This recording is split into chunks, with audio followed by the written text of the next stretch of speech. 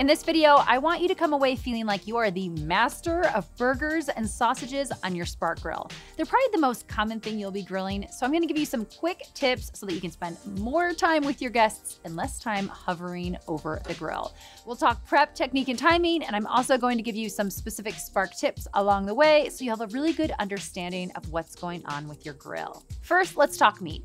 If I'm using ground beef, I prefer an 80-20 fat ratio. This means 80% lean beef to 20% fat. That's gonna give you maximum flavor and juiciness. So all I've done is season the ground beef with salt and pepper and then formed them into about 3/4 inch burgers. This is gonna give you a really juicy burger. It's a standard thickness, but you can really go as thin or as thick as you like. And here's a little tip. When you're forming the burgers, put a divot in the center right here. That's gonna prevent the burgers from bulging in the center once they're cooked. Let the burgers sit out at room temperature for 15 minutes before grilling. We're going to be grilling the burgers and sausages both at 550 degrees, so you have your choice between the quick brick and the everyday brick. I'm going to be using the quick brick because I'm going to be grilling them both at the same time, but if you're grilling them separately or if you're grilling other courses like an appetizer or dessert, you'll want to go with the everyday brick, which has a longer burning time.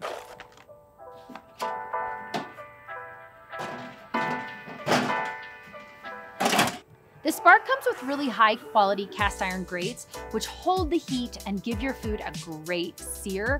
But until the grates are seasoned thoroughly, which mostly happens just from grilling a lot, it's best practice to oil your grates lightly before each cook. And this is gonna build up that non-stick surface.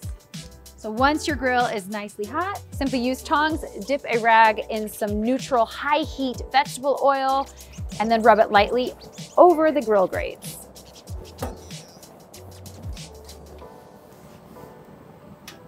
We're gonna put the burgers on the center of the grill over the heat spreader.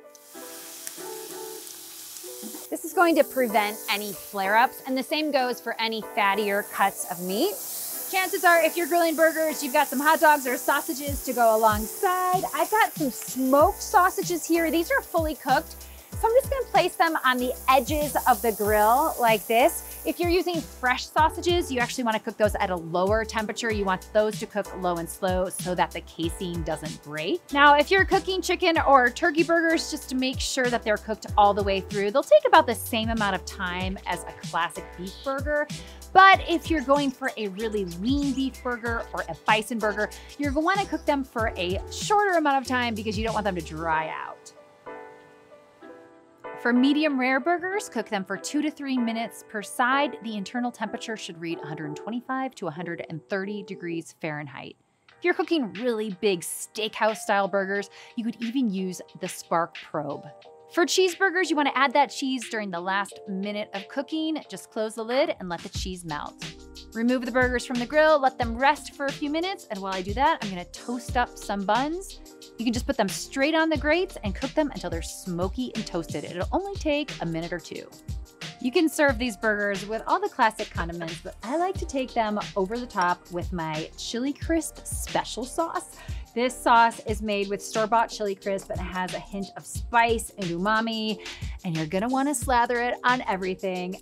There's nothing better than a perfectly cooked, juicy burger, and thanks to the even, consistent heat of the Spark Grill, it couldn't be easier.